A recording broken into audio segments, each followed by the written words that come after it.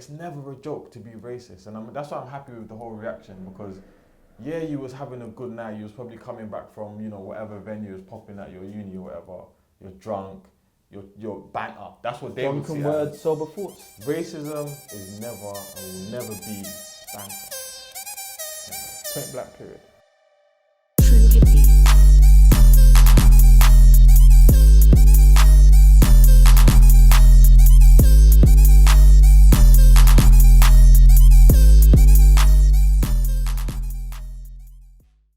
It just means we're talking. That's it. Ultimately, this is the situation. I'm fighting in August, 100% guaranteed. That's something that is 100%. And the fight is going to be in England. Personally, I just feel like it's just a whole lot of propaganda. Like, I just feel like the way that YouTube's changed and that everything's just become so... It's like there's this group of people at the top who have all the power, and these people can do what they want.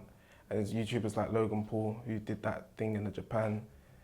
I think that just the power that these YouTubers have, and then someone like KSI, who obviously has power, I just think that the whole idea of it is just really, to me, it's kind of stupid. I think it was kind of smart, because I was thinking, like, KSI's got all this money now. Like, he's known for gaming, innit? Now, normally we would see KSI on the public eye a lot of the times because he'll be uploading videos on YouTube. That's when he started out.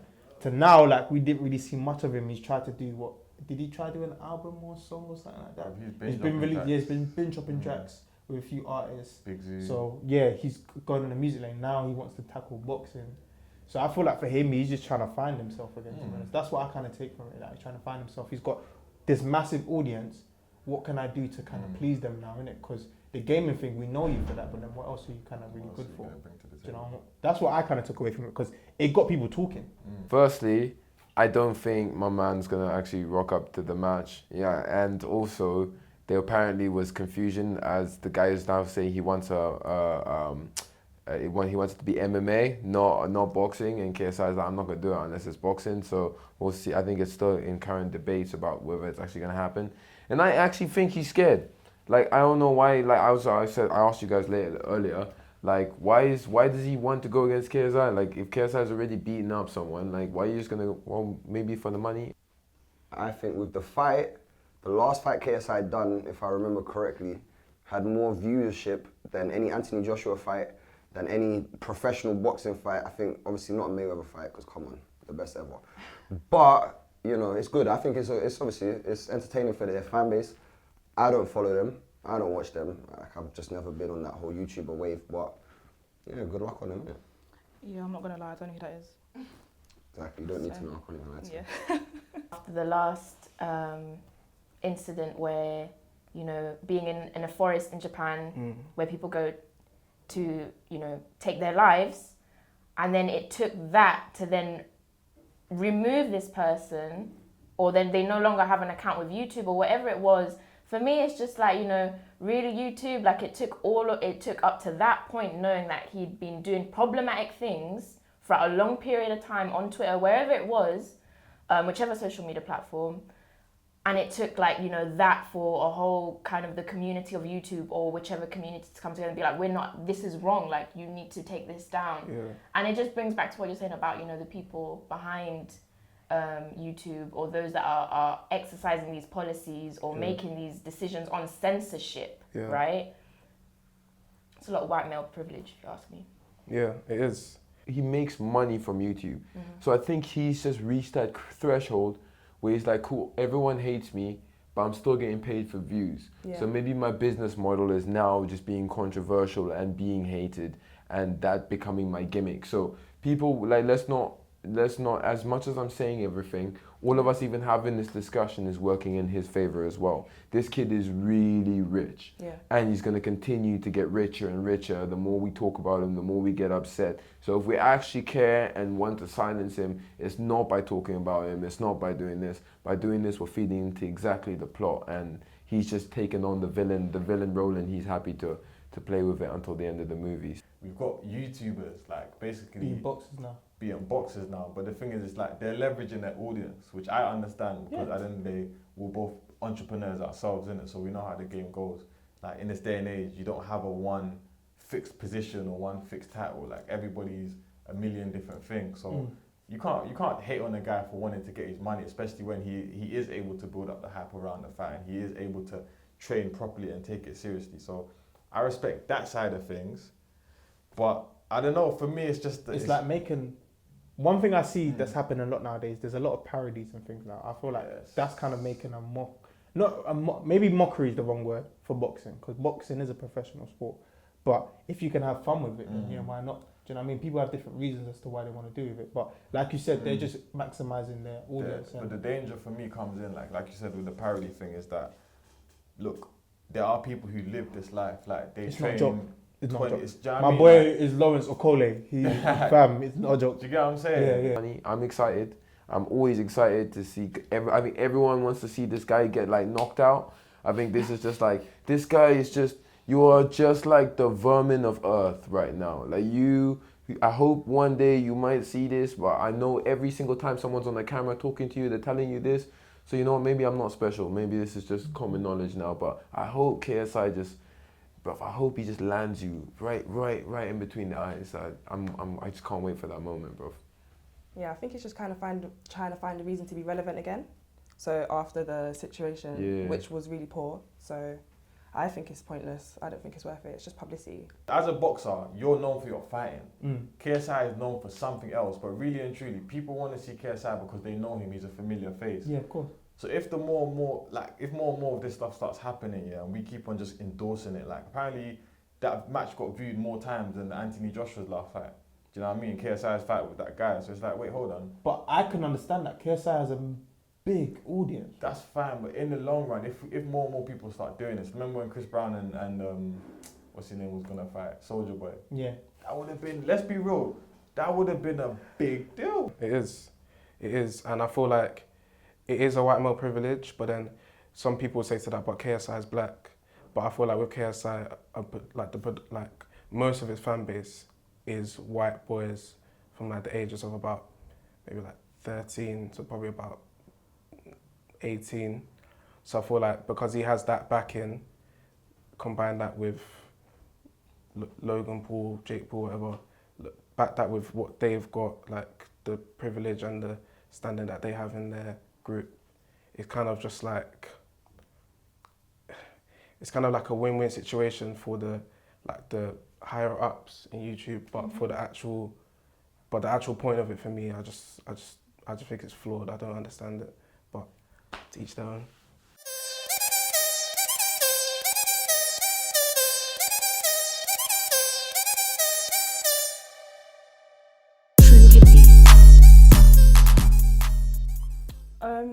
I just think that it makes sense. Well, I read something that's saying that the magazine is no longer like financially viable. So I just think it makes sense for the platform to go digital. If it means that they can invest money into other areas to enhance the digital platform that they have, then I think why not? Because most of the time, people aren't going into stores to buy magazines anymore anyway. NME was free before as well. So I just think it's just better if they have it on like an app platform or just online. I think it would just be better, to be fair. Yeah, I agree with what you're saying. I think they did a big thing in 2015 when they actually went free, because they weren't free forever. They only went free in 2015, and I thought that was a good move. I think that's what we wanted to see, but they could only go on for so long. They had classic covers. I think the thing we're missing here with the topic, the thing that's caused a lot of fire with this NME last issue, Steph London covered it, and a lot of people who are NME heads were vexed.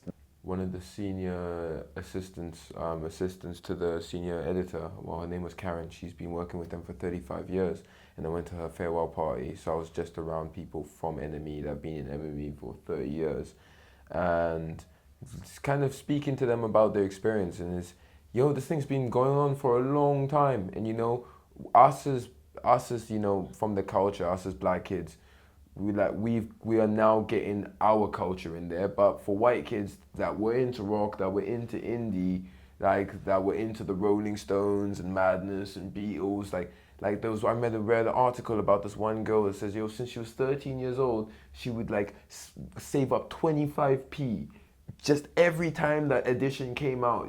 She had to get it, and to this, she had a mad collection. And when she moved house, she got rid of it, and she says that's the single biggest regret she's ever had. So I think, look, I'm not going to speak for my behalf. I have no emotional attachment, but the print version, people having that collection, what it meant to them throughout their childhood, I understand that. I've got my own comic books and things that I, value, and it's obviously a sad thing, but all change happens, and we're evolving into the digital age. They're no longer going to be printing physical copies. So now it's just going to be online. Purely digital. So it's an expected move because of the age we live in, but at the same time it's sad because, them being a brand that's so embedded within UK music culture, and not just grime and not just hip hop. This is when rock and that was the big genres. Like they're a massive brand. Yeah.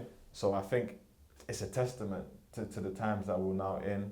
Do you think, and this probably goes out to every music source that there is, publication that there is, do you think print is no longer needed anymore?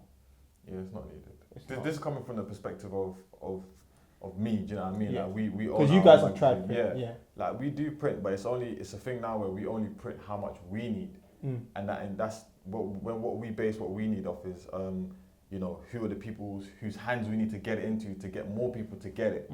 That's what we care about. Because even so, they've been a free magazine since 2015.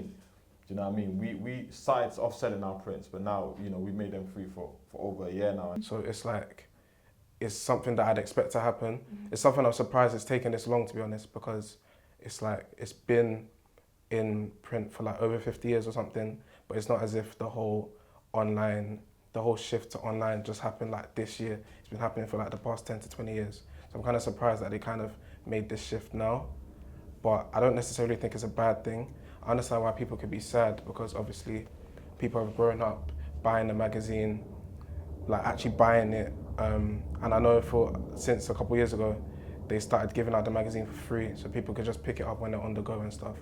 So I understand that it could be a bit of a big thing for them, but I don't think it's a bad thing. I just think it's just a sign of times moving on. Times are changing. Have to move with the times, really. Yeah. They're like, what the fuck? Oh, because they've had all these great artists on the front of it, and they put Stefflon. But I love Stefflon, so it's fine. I'm never sad to see her face, so I'm more than happy for that to be the cover. But yeah, it was it's a sad day. I mean, I remember they've invested in young talent as well. I remember one issue particular that stood out to me was when Adidas NMD came out, and they had, this was when they were free, and they were handing them out in Peckham Station, and they had SNE, I think they had Koji, they had quite a lot of the Shoreditch scene on it, and I was happy to see it because it was okay, a big platform like NME is jumping on it, but as you said, the online platform is strong as ever. It's not going to go anywhere. And I think Steph's doing a lot for the culture right now, so I don't think it's a bad thing that she's on the cover, to be fair. Okay. Because we live in a world of free content. Content is everywhere. So if you're not appealing to that market, then to some extent you're invisible. Do you know what I mean? So how many people are actually going out nowadays and looking for the latest NME issue? You know what I mean? Of course, you still have that niche demographic that is always going to be physical there for copies. that. Physical copies. But I think that's exactly what it is now. It's a niche, isn't it? Yeah, man. Physical copies is dying out in all forms. Like the DVD, CD. Obviously they got time ago, but now print is just. It's slowly dying down, quieting down. So I definitely kind of feel like NME was, I think it was due time to kind of make that move, to be honest. Like they probably could have done this 2-3 years ago, before now. Exactly. So that being said, onto the old digital platforms. But I feel like there's something, I like that kind of feel of a book in your hand. So do I. I don't feel like print is completely gone, because obviously when I do books, I don't do through Kindle or audio books. I mean, audio books is nice and stuff, but I prefer physical copies. I just like it on the train and stuff, just to be able to read. But everyone's not like me. Sometimes they do Kindles or audio books. But audio books is kind of popular though, because it's sort of like listening to a podcast, isn't it? Yeah, it's the new wave, man. Like we are the new generation. Do you know what I'm saying? And that's why I feel blessed, like being the owner of a magazine that actually targets the demographic that I'm part of. Yeah. Because I know that I don't even like reading, to be honest. I feel like reading.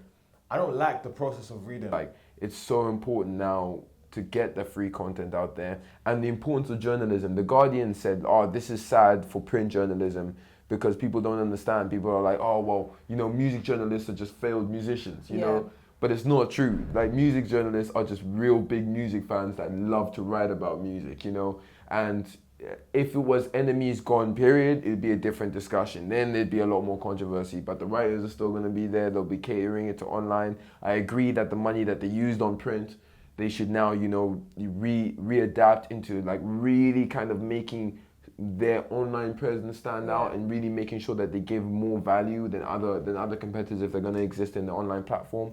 But like, best of luck to you guys in this new digitization age, and like, you know, make sure that you guys are always on top of the ball. Like, rock's not the thing anymore. Shout out that you guys put Stefflon Don on the cover. It shows you guys are like, listen, I know you guys, all of you old school Dons have been following us, but we're still here and we're trying to remain current with the youth and what's happening today. I think that was a beautiful statement, irrespective of what people thought.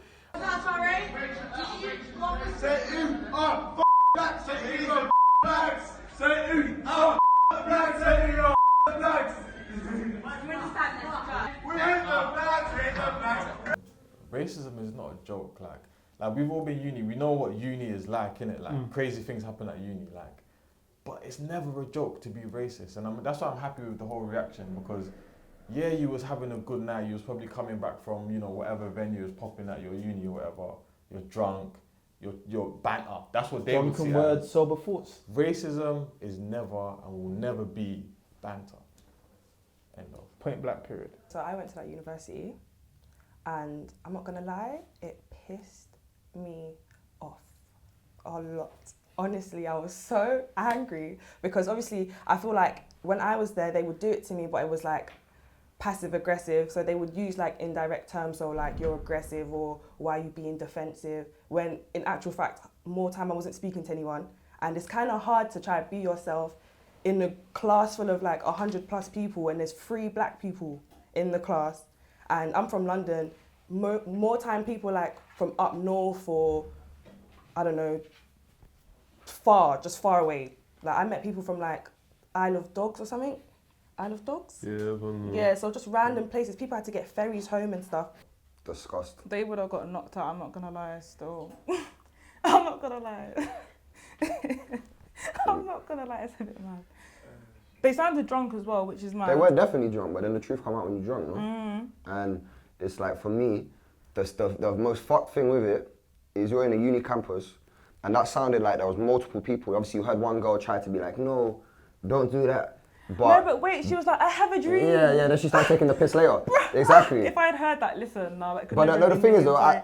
I think obviously she's contacted them. They didn't do something until Wednesday, Thursday, whichever from the Monday. But the thing, I think, obviously their opinions and their whatever, obviously is wrong. It's not right.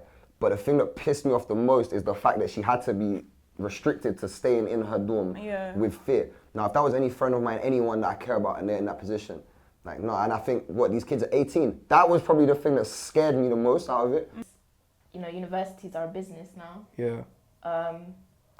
It's all about the numbers and the money, and it's not about the education anymore. So, I mean, for me, this story isn't surprising. I'm not shocked by it, but I can understand the shock factor of direct racism. Why? Because in the UK, we live, you know, this is a racist society. We are inherently born into a racist society.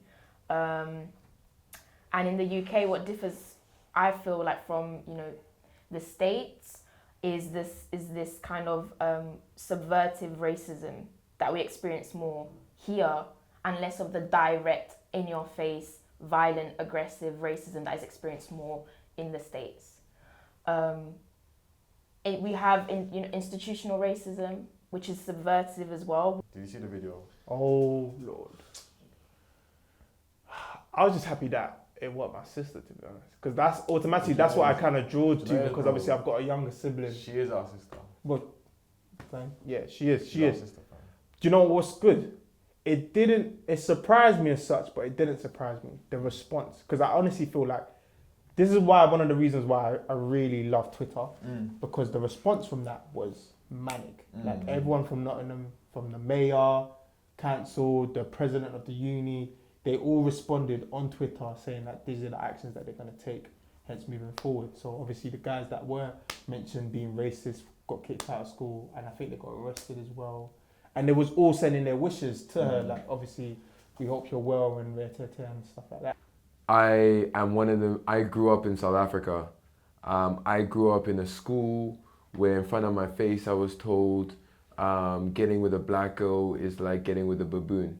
Oh, wow. I was told, I've seen people whose parents said that if you bring home a black kid, you're out of this house.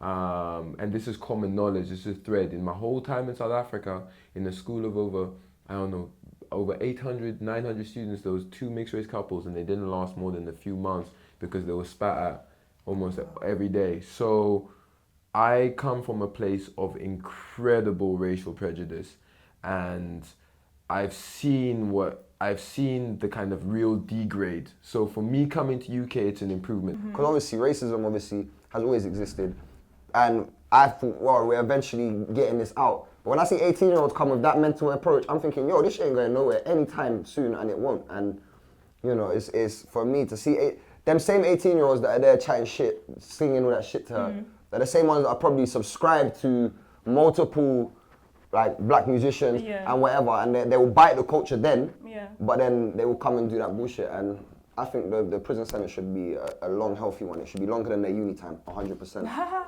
But you know what? Also, I feel like they did that because they thought they were going to get away with it. There's a lot of things that people do behind closed doors when they think they can get away with something. Like, for example, if they had known that 4 black brothers lived in that hall, do you think they would have been shouting that? They wouldn't have done it. They went for the goal. Actually, we don't actually see it in our face, but it's always under the covers, behind our backs.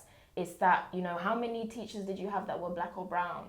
How, you know, what's the level, how many university people that get into Cambridge are black and brown people? Or, you know, what are the percentages of them getting the first or like the A stars, or, you know, even going on to the end to graduate and getting into the jobs and the roles that they deserve?